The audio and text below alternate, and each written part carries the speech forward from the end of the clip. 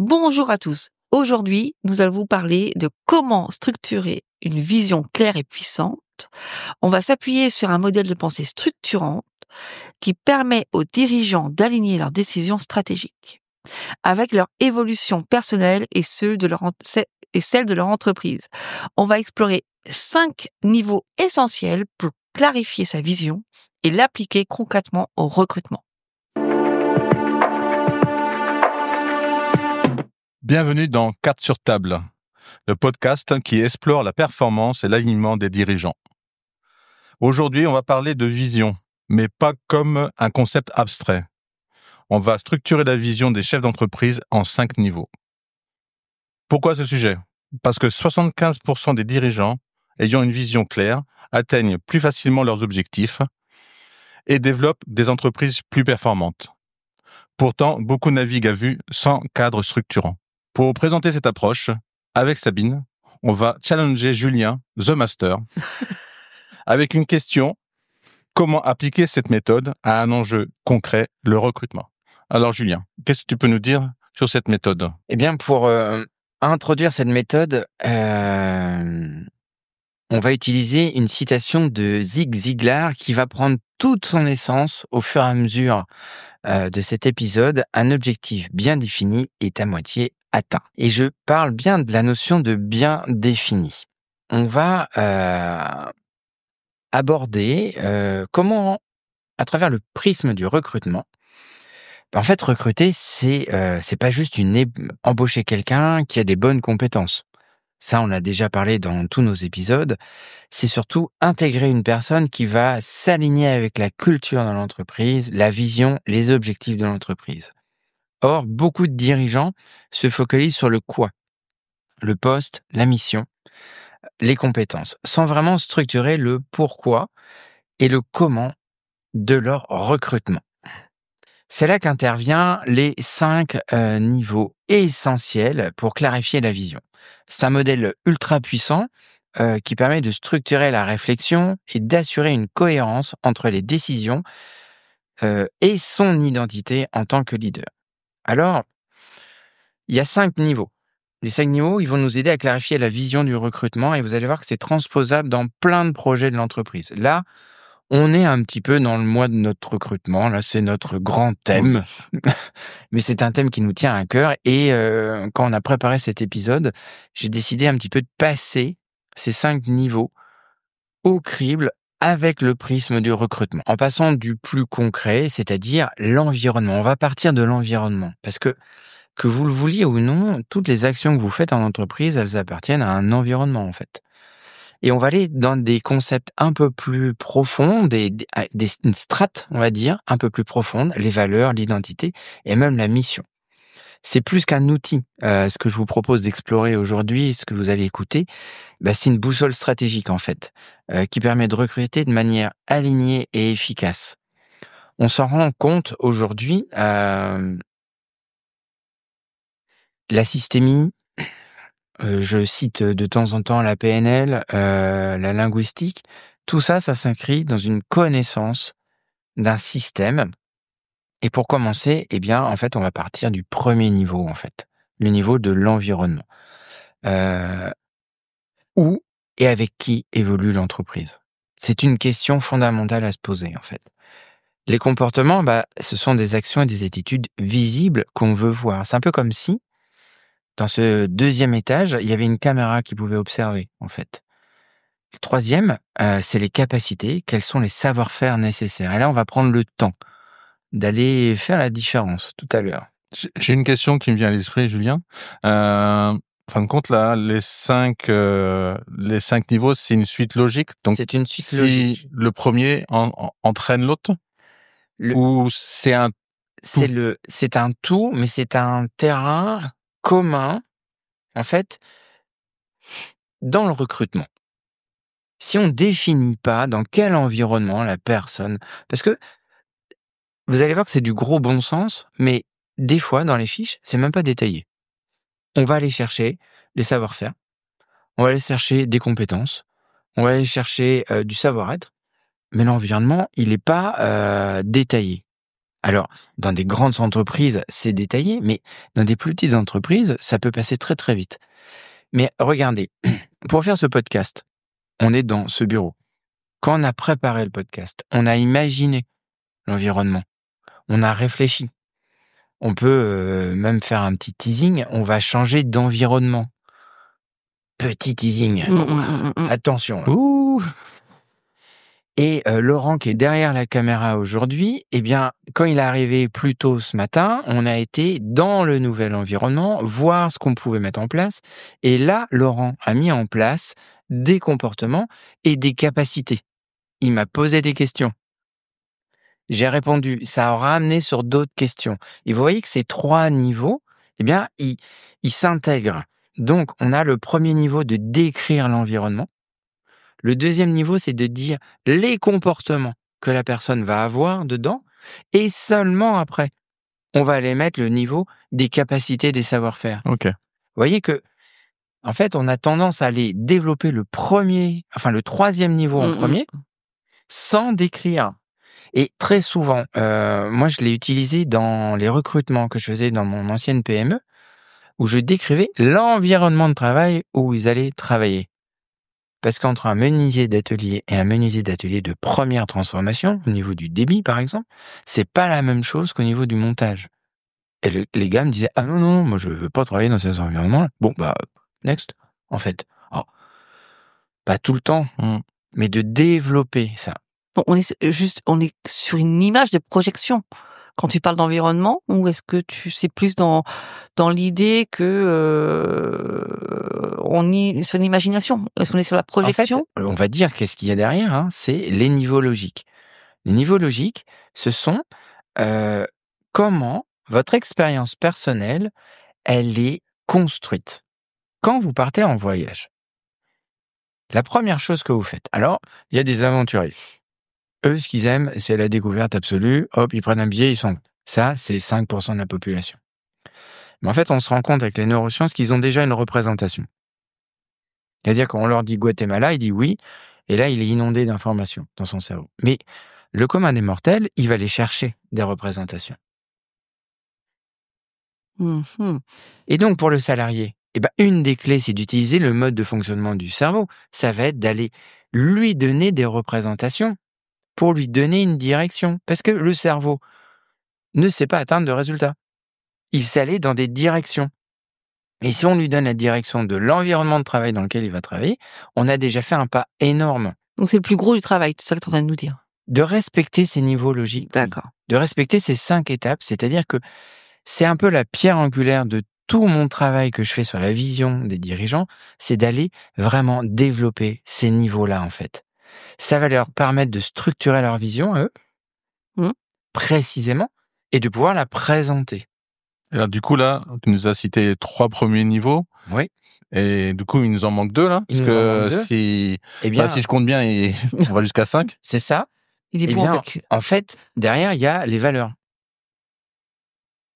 Ces principes fondamentaux qui guident les décisions. Ce qu'on veut atteindre et ce qu'on ne veut pas atteindre. Alors, je vais être un peu provoque, mais c'est pas les valeurs de Pepsi, de Coca-Cola et d'Apple qu'on met dans un sac et qu'on secoue très très fort et on en tire 3 au hasard. Non, c'est vos propres valeurs en tant que dirigeant, les valeurs que vous voulez que les personnes incarnent sur le poste. Celles qui nous animent, vraiment. Celles qui nous animent et les valeurs projetées.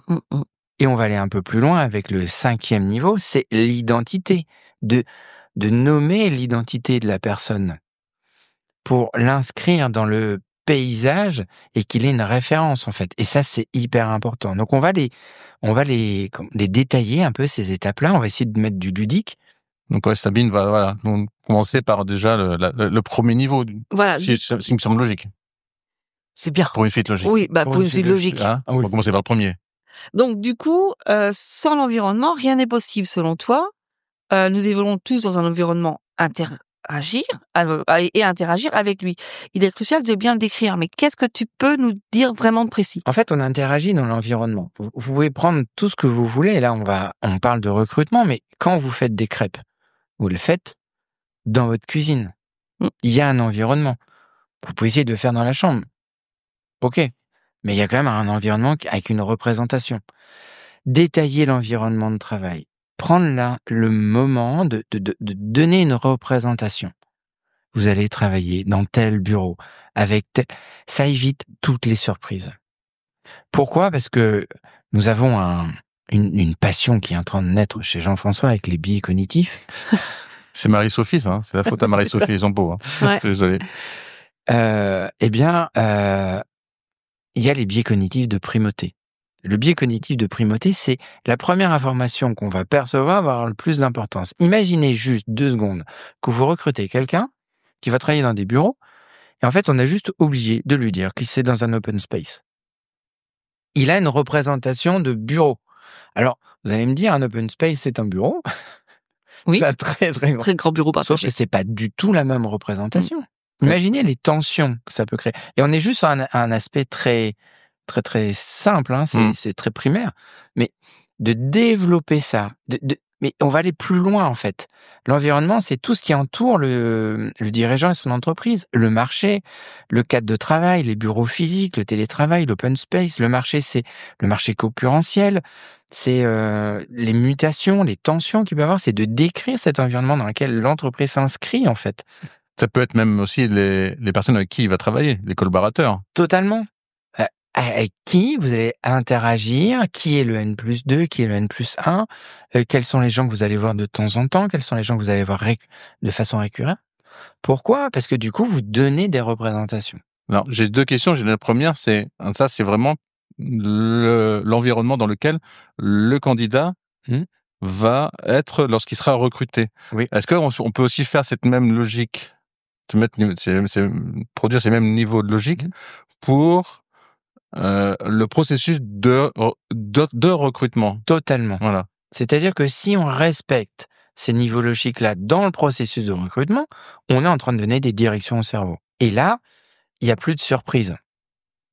On évite toutes les tensions et dissonances cognitives dans le recrutement avec des réponses hasardeuses, des réactions. Vous avez déjà vu, vous, des candidats avec plein de réactions étranges parce que du coup, paf, d'un coup, ils sont surpris. Alors, bon, on va être honnête, hein, c'est bien de les surprendre de temps en temps, mais dans la vie de l'entreprise, ils sont pas surpris toutes les 5 minutes. Donc, par exemple, l'environnement, dans un processus de recrutement, on essaye d'avoir un environnement identique, en tout cas similaire, lorsqu'on a un processus de recrutement, le même pour tous les candidats, pour éviter... Oui, puis c'est de l'identifier. L'identifier, en fait. voilà. Leur dire, voilà, le Ça premier sera là. entretien, il va se passer là. Quand vous êtes en shortlist, on va aller là. Et puis, les derniers entretiens finaux vont se passer là. C'est tout bête, mais vous donnez une direction, en fait. Alors, moi, j'avais une deuxième question qui me vient.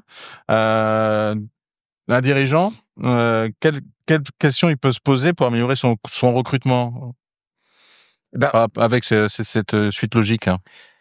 C'est de se poser un petit peu on pourrait dire en méta, en fait, on va avoir une vision un peu plus globale. C'est mon environnement de travail, est-ce qui favorise l'attraction des talents que je recherche ? Et c'est de se poser la question, mais tu parles souvent d'incarner et d'authenticité. C'est vraiment une valeur, moi, qui match très fort avec moi, mais c'est de dire, attends, je demande ça, est-ce que ça favorise l'attraction ? Est-ce que ça s'inscrit dans ce que je fais ? Ça va, un petit bilan auto-diagnostique. Qui sont les personnes clés de mon entreprise qui influencent le recrutement ? Tu l'as dit dans un précédent épisode, c'est d'inclure les personnes dans l'environnement, en fait. Mon cadre de travail est-il cohérent avec les attentes des candidats ? C'est une super question à se poser, en fait. Est-ce que dans l'environnement que je leur ai décrit, est-ce que c'est cohérent par rapport à leurs attentes ? Est-ce que on parle beaucoup de télétravail, mais on parle aussi beaucoup de conditions dans les bureaux. Est-ce que tout ça, c'est cohérent, en fait ? Et c'est de s'autoriser un peu à avoir un bilan critique pour ouvrir. Je reprends ce que tu as dit dans un précédent podcast, d'ouvrir ses chakras, c'est de se poser la question, tiens, j'ai eu 2 personnes qui sont parties là. Est-ce qu'il n'y a pas un truc dans l'environnement, en fait ? Parce qu'on va vite taper sur les comportements et les capacités des gens. C'est ça. Dès lors qu'on a fait ce premier niveau d'analyse qu'on a fait cette analyse sur le premier niveau de l'environnement, donc il y a deuxième niveau qui sont les comportements. Oui. Alors, c'est tout ce qu'on fait et montre au quotidien dans une entreprise. la façon dont on communique, dont on réagit face aux défis, dont on collabore avec des autres. Donc, ce sont des actions visibles, des attitudes observables qui influencent directement l'ambiance et l'efficacité d'une équipe. Oui. Alors, j'ai une question, Julien. Comment différencier un comportement d'une capacité? Parce que c'est vrai que les deux notions, la frontière, elle est La infime. frontière, elle est très simple. Un comportement, c'est une action visible. Pour vous donner un moyen mémotechnique, c'est ce qu'une caméra voit. Un geste ou une attitude, une capacité, c'est une compétence sous-jacente qui permet d'accomplir une action. C'est-à-dire, on va reprendre l'idée de base que j'ai donnée avec la cuisine. Je déplace de la farine. C'est un comportement. Je prends quelque chose, je le déplace. Je mesure de la farine, c'est une capacité. Et c'est souvent là qu'il y a confusion. Moi, je vois énormément de fiches de poste ou même d'annonces de recrutement où il y a la frontière est tellement mince entre les comportements demandés et les capacités que de temps en temps, il y a un grand flou artistique au moment où on pose les questions. Et justement, quand tu parles de questions, quelles sont les questions à poser sur le comportement attendu? Eh bien, quels comportements sont inadmissibles enfin, c'est pas. On va le faire plus simplement. Qu'est-ce qui est indispensable? C'est-à-dire, euh, par rapport au poste qui est demandé, qu'est-ce que je demande comme comportement? Quels sont les comportements à éviter absolument pour le poste? Comment puis-je évoluer que ces comportements durant le recrutement? C'est-à-dire, ces 3 questions, comment je peux les évaluer? C'est de se dire: «Qu'est-ce que j'attends?» et de s'autoriser à dire: «Voilà, vous êtes dans le poste. Quel comportement vous allez avoir?» et de calibrer. Alors calibrer, c'est un mot un peu, spécifique, c'est de regarder la différence entre ce que la personne émet en verbal et ce qu'elle fait en paraverbal. Si je vois quelqu'un qui a un comportement un peu comme ça, donc du coup, je serai comme ça, voilà. Ce sont que des comportements, c'est une caméra. D'accord. Je vois de l'extérieur, par contre, je regarde. L'information la plus importante, je fais référence à un épisode où tu nous as parlé de joueurs de poker. Mmh. Il y avait une stature, il y avait des comportements. Oui. Quand il est venu, c'est bien. Après, il y a des capacités, mais il y a des comportements.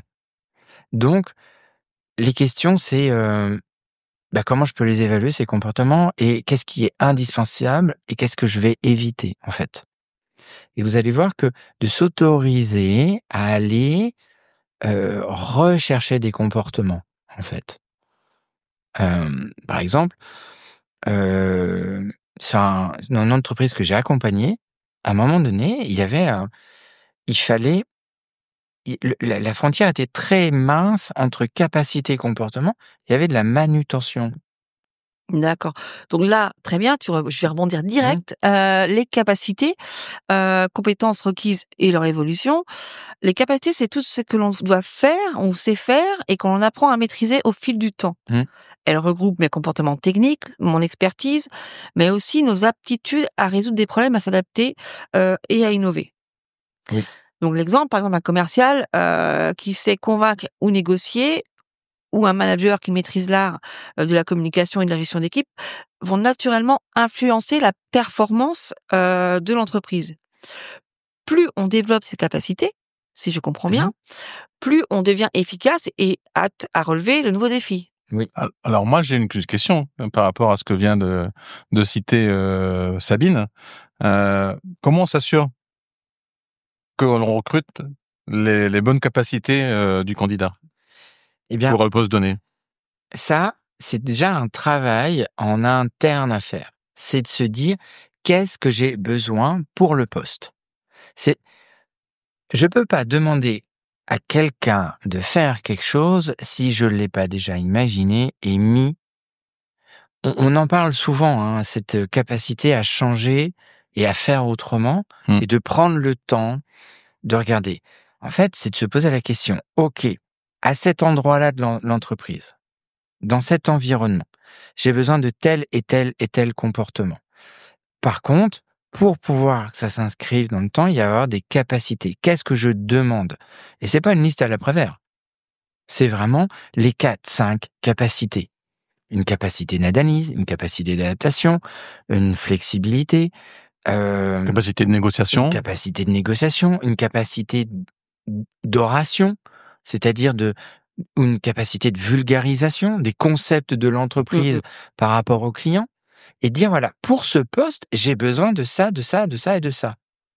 Dans une recette de cuisine, je fais souvent la similitude avec les recettes de cuisine. Vous pouvez réinterpréter la recette. Oui. C'est possible. Oui. Mais il y a des choses qui ont été écrites. Et les recettes de cuisine, quand on les regarde, elles sont assez simples. Elles décrivent les étapes clés. Après, libre cours de les réinterpréter ou pas. Mais c'est de respecter ces étapes clés, en fait. Et dire, pour les capacités, quelles sont les compétences essentielles pour ce poste? Qu'est-ce que j'ai besoin de primordial? Les 3 trucs. Voilà. Le commercial, il a besoin de quoi, en fait? J'attends quoi de lui? Et j'attends pas qu'il, par une prophétie, par auto-révélation, il m'emmène à me dire « Ah oui, t'as vu, Jean-François, on a vachement bien recruté, il était vachement fort. » Non, j'ai besoin de quoi? Et je vais le vérifier. Alors, on peut le vérifier de plein de façons, avec le fameux « Vie ma vie ». Voilà, et dire « Bon, voilà, écoute, là, on a Une mise en situation. une petite mise en situation, là. Tiens, paf, tu sors le dossier, on a ça. Comment tu ferais ?» La personne n'a pas besoin d'être expert dans l'entreprise pour pouvoir répondre. Et là, qu'est-ce qu'on fait encore? On demande à l'équipe qui l'accompagne de calibrer, de regarder la réponse corporelle, les mots qu'ils vont utiliser. Et on dit à la personne, moi j'ai besoin de vérifier ça, ça, ça et ça.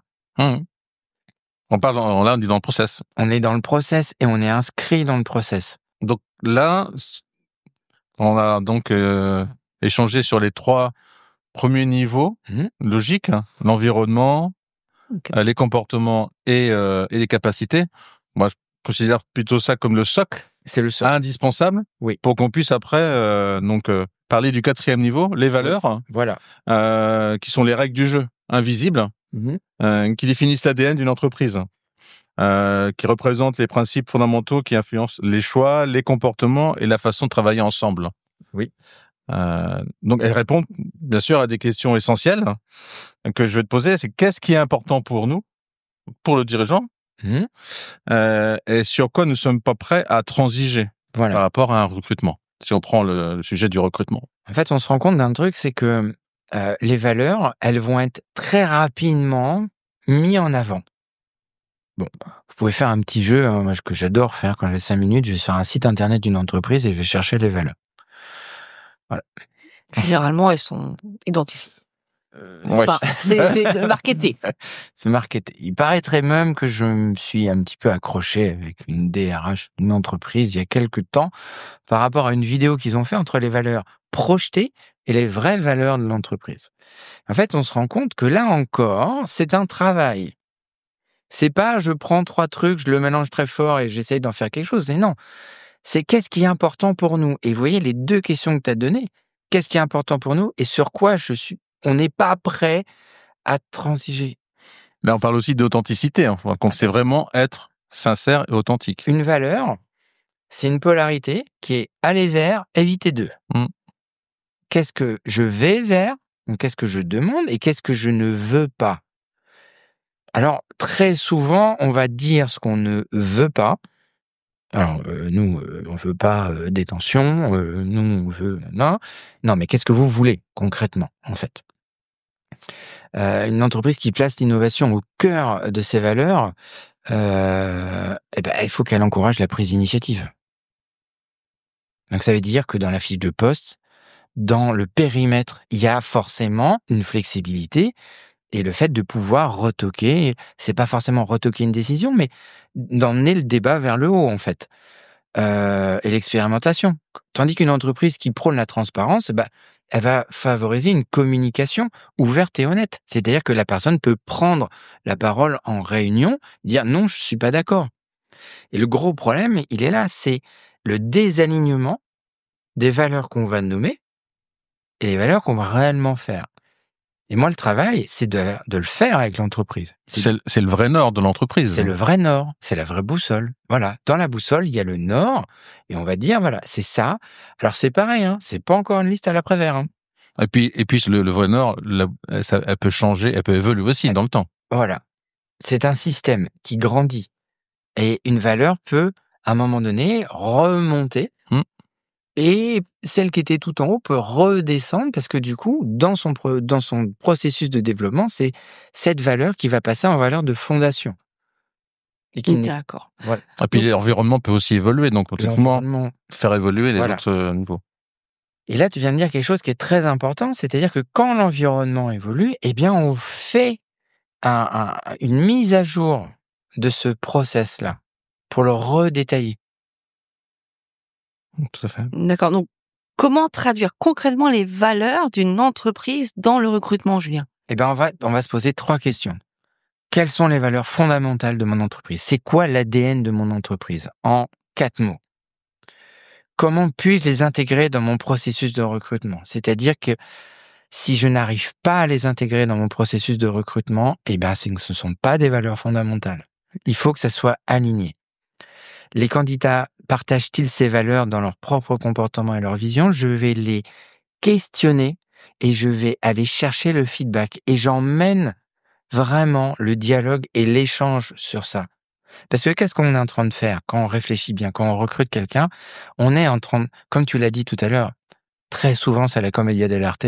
On essaye de faire les plus beaux, les machins, mais qu'est-ce qu'on cherche?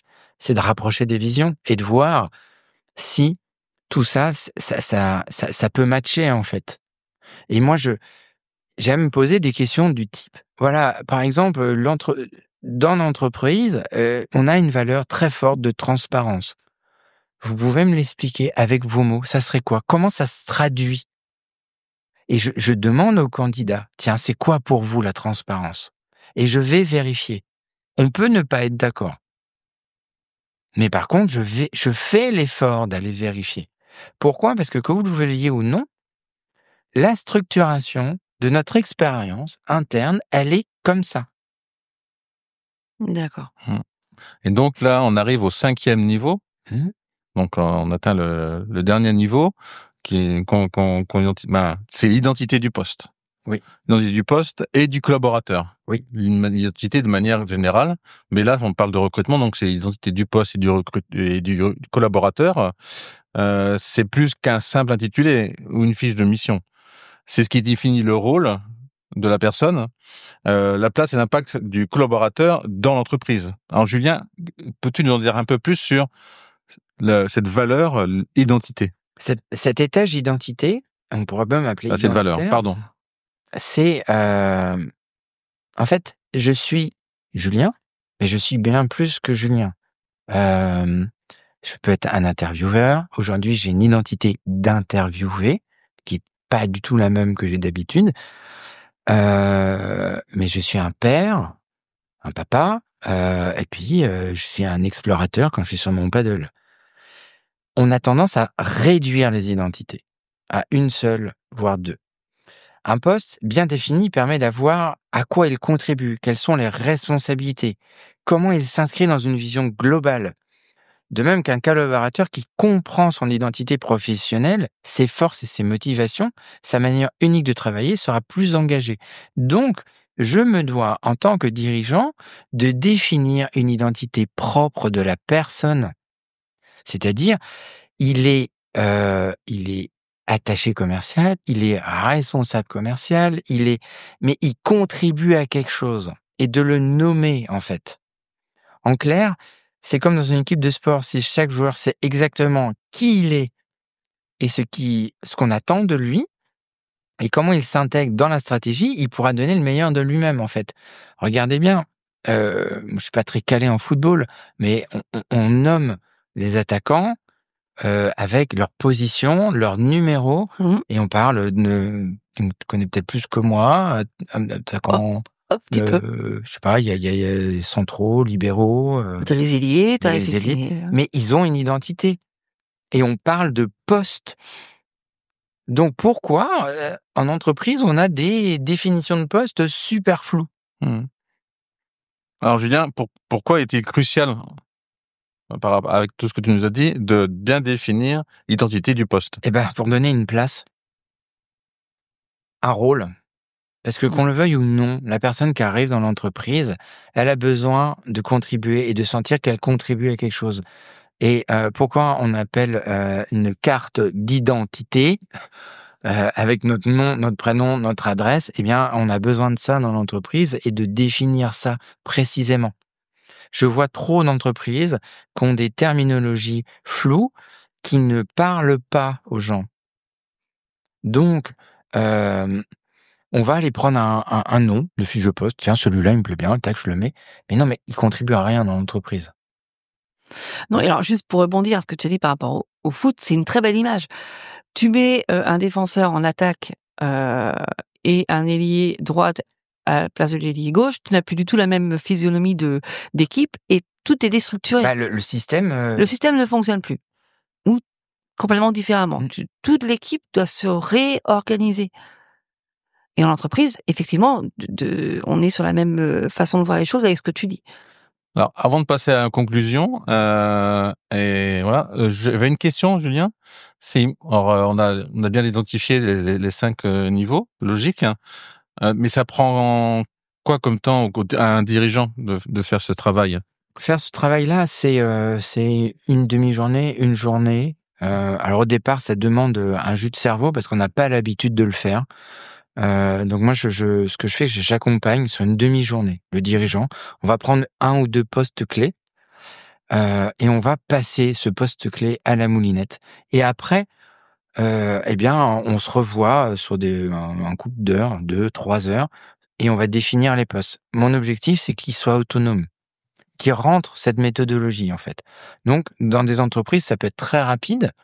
Moi, j'ai le souvenir avec une entreprise où ça m'a bluffé. On a fait 2 sessions et la directrice opérationnelle a pris après la méthodologie et l'a répliquée. Elle m'a envoyé les fiches et on a juste eu à les corriger, en fait. Mais ça demande de faire différemment. On peut encore citer Einstein. Faut pas croire qu'en faisant encore plus de la même chose, je vais atteindre un résultat différent. Non, c'est justement en se penchant dessus.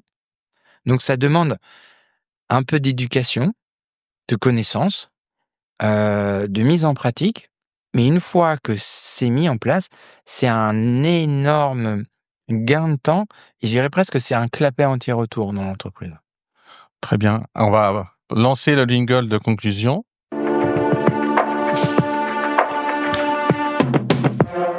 Alors Julien, recruter, ce n'est pas juste trouver un profil qui correspond à une liste de compétences, on l'a bien compris.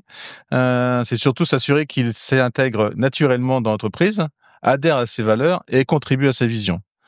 Alors la question, l'alignement entre ces différents niveaux, comment se passe-t-il? En fait, l'alignement entre l'environnement, les comportements, les capacités, les valeurs, eh bien, c'est la clé d'un recrutement réussi d'une entreprise performante. Chacun de ces niveaux joue un rôle essentiel. Et prendre le temps de construire ces niveaux-là, c'est construire une organisation cohérente et solide. Bien sûr que c'est un sujet profond, c'est une stratégie à mettre en place et on pourrait y consacrer des heures et des heures. On y reviendra d'une façon ou d'une autre, mais cette approche à 5 niveaux, eh bien, c'est déjà un cadre structurant pour affiner les recrutements et éviter les erreurs de casting. Parce que ce qu'on se rend compte aujourd'hui, c'est que si vous voulez avoir une organisation pérenne, cohérente et solide, qui tient dans le temps, eh bien, il va falloir faire autre chose que l'on fait actuellement. Et vous deux, vous êtes bien placés pour en parler. Alors, est-ce qu'on peut rappeler les 5 questions essentielles à se poser pour un dirigeant pour répondre à ces 5 niveaux? Pour l'environnement, on va dire où et avec qui évolue l'entreprise. Pour les comportements, quelles sont les actions et les attitudes visibles attendues pour le poste? Pour les capacités, quels sont les savoir-faire nécessaires pour réussir? Pour les valeurs, quels sont les principes fondamentaux qui guident les décisions? C'est-à-dire, quelle est la valeur intrinsèque que je dois respecter pour ce poste-là? Et vous verrez que vous aurez des valeurs différentes par rapport à tous les postes que vous avez dans l'entreprise. Et l'identité, quelle est l'identité du poste et du collaborateur qui l'occupe? De prendre le temps de développer cette identité-là. En fait, en répondant à ces questions, vous posez les bases d'un recrutement aligné, réfléchi et performant. Vous cherchez plus juste un profil, mais une personne qui grandira votre entreprise autant qu'elle s'épanouira. Vous allez permettre à la personne de grandir et surtout de transmettre une autre image. Alors, du coup, j'ai une citation qui me vient à l'esprit Oui. de Simon Sinek. Une entreprise est forte lorsque chaque individu connaît sa mission et s'y engage pleinement. Alors, si cet épisode vous a aidé de y voir plus clair sur votre vision, laissez-nous 5 étoiles, même plus. Voilà, on les prend. Un petit commentaire. Avec un petit commentaire. Partagez-le avec d'autres dirigeants qui pourraient en bénéficier. Merci pour votre écoute et à très bientôt dans Cartes sur table. À bientôt. À bientôt.